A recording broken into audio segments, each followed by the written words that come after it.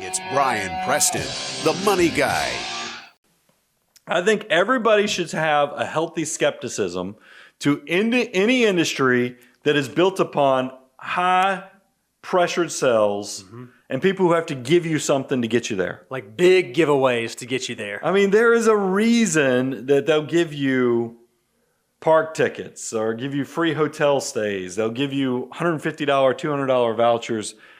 They are essentially trying to get you in there so that they can then put the pressure cooker of getting their high pressure salesperson on there and then getting you to make a decision that you might think is a good decision now, but will you think that same thing in 5 years, in 7 years, in 10 years, in 15 years?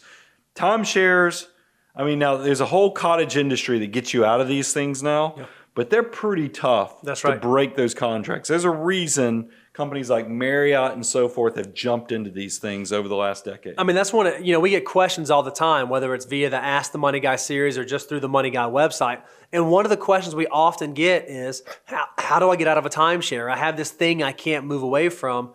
What's my way to exit that? A pretty big red flag should be if you're participating in something that other people know is really, really difficult to get out of. I think these things have evolved. When timeshares first came on the scene, you were essentially buying weeks in maybe a specified structure, building, camp area. Now they've gone to these point systems. Right. These point systems have added a level of complexity that you almost need to be an engineer or an accountant to, something in an analytical background to where you completely understand the administration, the research, the complexity. Timeshares are not easy necessarily to deal with all those points anymore. And then I'd pay attention to the maintenance costs. I was shocked to see a lot of your ongoing annual payments. Every year you're required to pay. Not only do you have an upfront cost with timeshares, you have an annual maintenance requirement. Those things go up. Yeah, it's not pretty static. Substantially. It's not static in time. I mean, it is not something where you're locked in, and usually they go up pretty quickly. So it's not uncommon to find out that your ongoing annual maintenance after a few years goes by gets to be bigger than what you could just go rent that same vacation for yourself, which is less than ideal when you're supposedly financing this thing to give you a great economic alternative to financing your vacations in the future. Yeah, one of the things that really bothers me about timeshares is that when they're most often sold, like when they're pitched to you, is when you're actually on property and you are in the emotional high of how much you love this place and how much fun you're having and how much fulfillment the family's having. In a second, we're going to talk about some alternatives to consider. But one thing we get all the time when a client comes back and asks about a timeshare, or even when a personal friend says, hey, I just did this thing and you won't believe how good this deal is, I always say, okay, wait a month. Come back to real life, live at home, do your thing for a month, and let's talk about this thing. It's amazing how much the shininess and glossiness of that will wear off if you can just remove yourself from the emotion of the moment. That's the reason they make you sit at the seminars. That's the reason they try to sell them when you're on property. That's great advice about most things, whether it's new cars, anything that's shiny that kind of occupies your brain. Give yourself a little bit of time to digest the emotional side of the entire transaction. Here's the last thing I want to close it out on before we get to some alternatives for you to consider, is that begin with the end in mind. Now, we know that is from the 7 Habits of Highly Effective People. It's also great advice when it comes to timeshares, because if you begin with the end in mind, you'll be thinking about the fact is, if I buy this timeshare or buy into this process, am I actually buying into an obligation for my kids?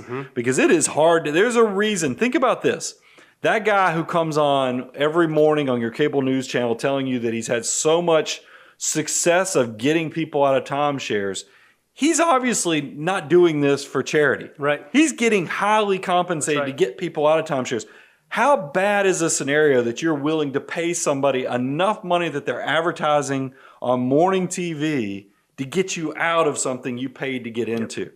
Be very skeptical of anything that's sold to you through high pressured sales, and they have to incentivize you to be there That doesn't add up. It's a great point that you make. And I have a wonderful client who I'm working with, and one of the things we were doing some state document review for him, and he said, he has these timeshares that he owns and he's paid for, and has the pieces.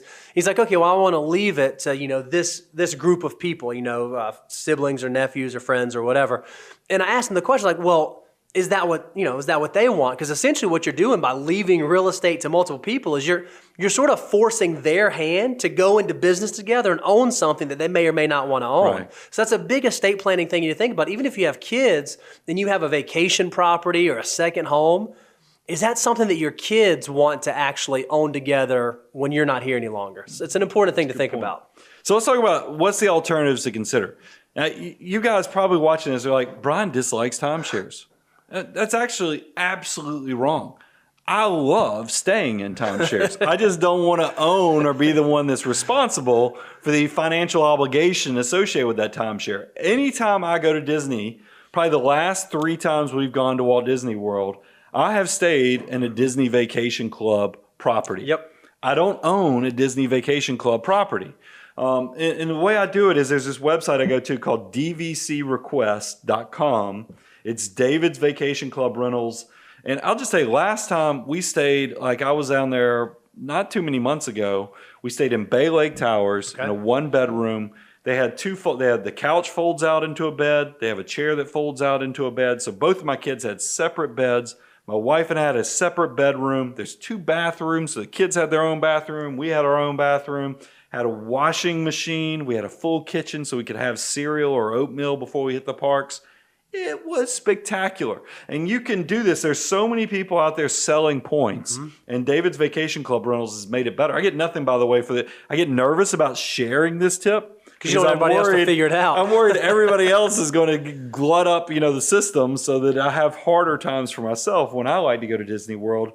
But it's definitely nothing wrong with vacation club property. Right. It's just you don't want to have all the financial obligations. There's another one, redweek.com is a large online marketplace for timeshares where you can not only buy and sell them, but you can also rent them. So if I'm hearing you right, it's very easy in the world in which we live now. Technology's made it where you can enjoy all the benefits or a lot of the benefits of what a timeshare property has to offer without having to actually own it yourself and be the one that comes out of pocket for those costs. Now, they've gotten smart. Like when you go to the Disney Vacation Club Rentals, they will have special fireworks parties or, dessert parties or something only for true Disney Vacation Club members. But I'm okay with passing up on that elevator ride to the roof when I think about the fact that I'm not tied to that property other than that week that I'm doing vacation. So that's a nice thing to consider.